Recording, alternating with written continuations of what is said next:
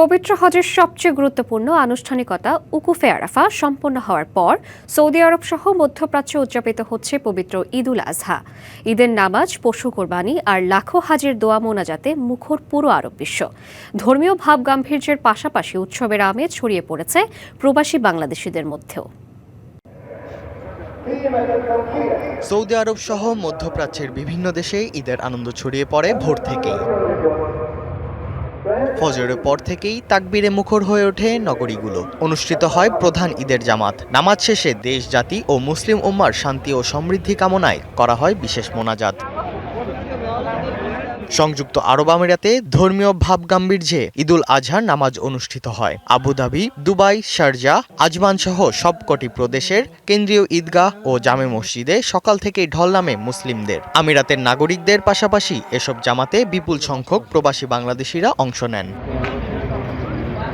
বাহরাইনে আল Fatih grand মসজিদে প্রবাসী বাংলাদেশি সহ বিভিন্ন দেশের মুসল্লিরা ঈদের নামাজ আদায় করেন।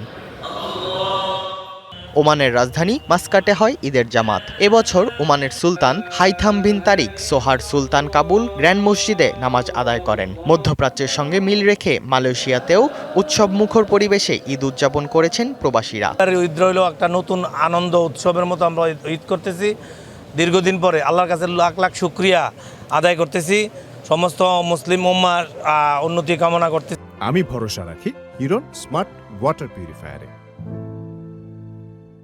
বাংলাদেশে আমার আত্মীয়স্বজনদেরকে মিস করছি, বাট বাবা মা থাকাতে এইবার প্রথমবার আমি মালয়েশিয়াতে ফিল করছি যে না, ঈদ একটা জিনিস বা ঈদের যে একটা ফিল, এটা আমার মাঝখানে অনেক ভালো কাজ করছে। ত্যাগের মহিমা আর আনন্দ উৎসবের মধ্য দিয়ে ফ্রান্সেও উদযাপিত হয়েছে ঈদুল আজহা। প্রায় ৬৭ লাখ মুসলিমদের দেশটিতে সকাল থেকেই মসজিদগুলোতে ছিল উপচে পড়া ভিড়। তবে উৎসবের এই চিত্র ছিল না ফিলিস্তিন ও লেবাননে। লেবাননে বাংলাদেশিদের ঈদ কেটেছে চরম যুদ্ধ আতঙ্কে। ইসরায়েলের অনবরত বিমান হামলা আর ড্রোন আতঙ্কের মধ্যেই ঈদের নামাজ আদায় করেন কয়েকশো বাংলাদেশি। অন্যদিকে ফিলিস্তিনের অবরুদ্ধ গাজার চিত্র আরও করুণ। চারপাশের ধ্বংসস্তূপ আর তাঁবুর নিচেই ঈদের নামাজ আদায় করেছেন ফিলিস্তিনিরা। স্বজন হারানোর তীব্র বেদনা আর চরম খাদ্য সংকটের মাঝেই আল্লাহর দরবারে তারা জানিয়েছেন শান্তি ও মুক্তির ফরিয়াদ। ইর্তেজা চৌধুরী, ডিবিসি নিউজ ডেস্ক।